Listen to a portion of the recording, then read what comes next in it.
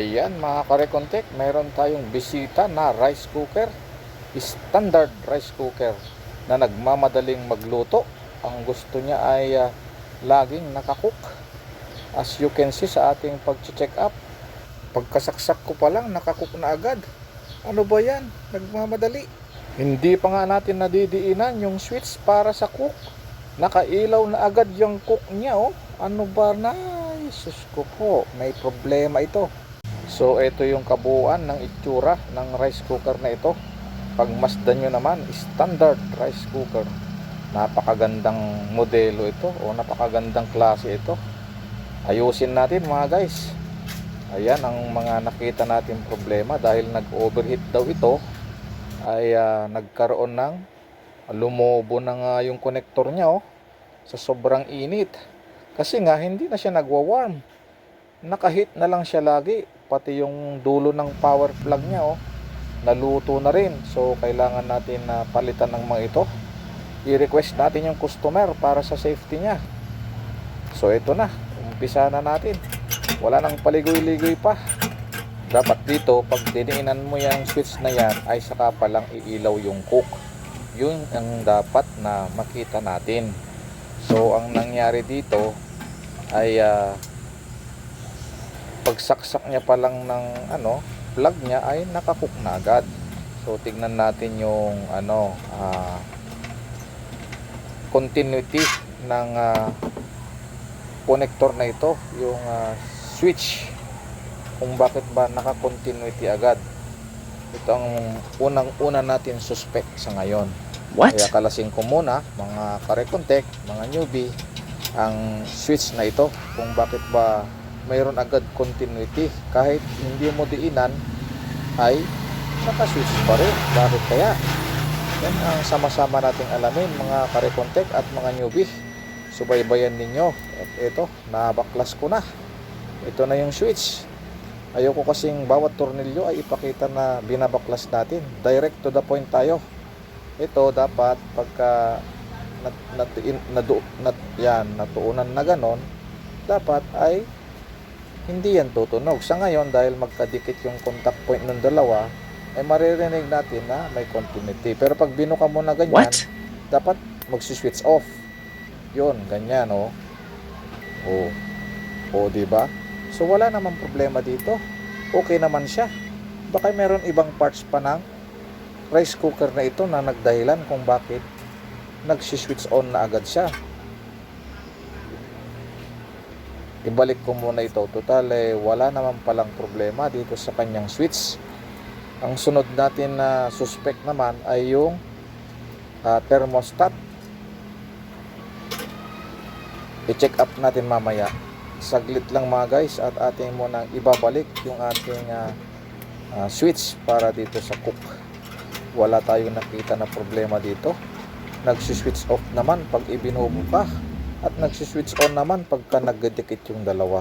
Doon tayo sa thermostat tumingin. Wala naman kapag ka hindi nakakonect yung isang wire. Diba? So hindi yan yung ating magiging point of problem. Doon tayo sa iba maghanap. Alisin na natin yung ating kaba dyan o hinala na yan ay yung problema natin. Doon tayo sa thermostat switch natin tignan. So habang ibinabalik ko yung mga wirings guys ay fast forward na lang tayo.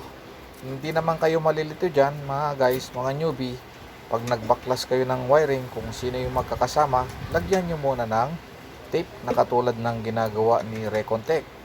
Sila yung magkakasama para pag nagbalik kayo, hindi kayo malilito kung alin yung magkakasama sa isang terminal. Okay docs, napakaliit lang na tips yan pero magiging matiwasay ang pagre-repair ninyo. Skip na tayo guys.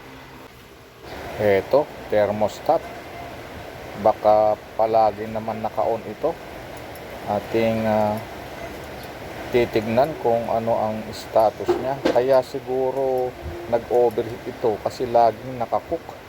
Dapat dyan ay pag unang saksak mo, naka-warm lang muna. Ayan, nakadikit nga. Ay nako, ito yung salarin malamang. Tignan natin at i-adjust natin ito. Kailangan mo lang i-adjust yung screw. May adjusting screw yan. Ibaon mo pa ng husto. What? Palalim para mag trip off siya. Tignan na natin. O ayan, nag-work na guys. Dapat ganyan yan. Kapag nag-switch, saka yan may continuity, di ba? So malamang sa malamang ay ayos na ito. Dapat pag sinaksak natin mamaya ay makikita natin na nagwa-warm. Pagka pinindot mo yung switch niya doon sa harapan para sa mag-cook, dapat iilaw yung cook naman na indicator. Ganun dapat yung standard na trabaho ng rice cooker. Kaso nung una, pagsaksak mo pa lang, nakakook na agad. Nagmamadali. So ayan, i-validate natin uli kung okay na siya. Yan yung standard niya. Pag pinindot mo, saka lang tumutunog o nagsiswitch kasi yun yung magkukuk na siya. Yan, yan. Alright. It's gonna be work mga guys, mga karekontek. Ito, may babahagi na ako sa inyo. Dito na tayo sa final testing. Subukan na natin kung na-correct natin yung problema. Ayan. Saksak natin dyan para magkaalaman na mga karekontek. Ito na. It's gonna be surprise ba para sa inyo? Yan. Siyempre saksak natin para makita natin kung mag-warm na. Aba, karekontek. Yun, nakita nyo yun mga guys. Umilaw yung warm. At itinuro pa talaga. Ayan, naka-warm. Pag pinindot mo ngayon yung switch, ito dapat nag-cook. Yun. Diba? Nag-cook na. Ayun. Cook and warm. Cook and warm. O diba? Yan yung standard na operation o ng rice cooker. Sayang, napakaganda pa naman to. Okidoks. Sana ay mayroon akong naitulong sa inyo mga newbie at sa aking mga viewers. Yan po yung screw na sinasabi ko na in-adjust pailalim para mag-iwalay yung thermostat niya.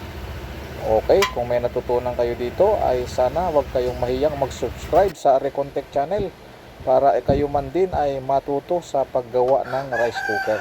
Simpleng dahilan lang, pero pag di mo alam yung operation ng rice cooker ay mahihirapan ka din naman. Bye bye everyone. See you.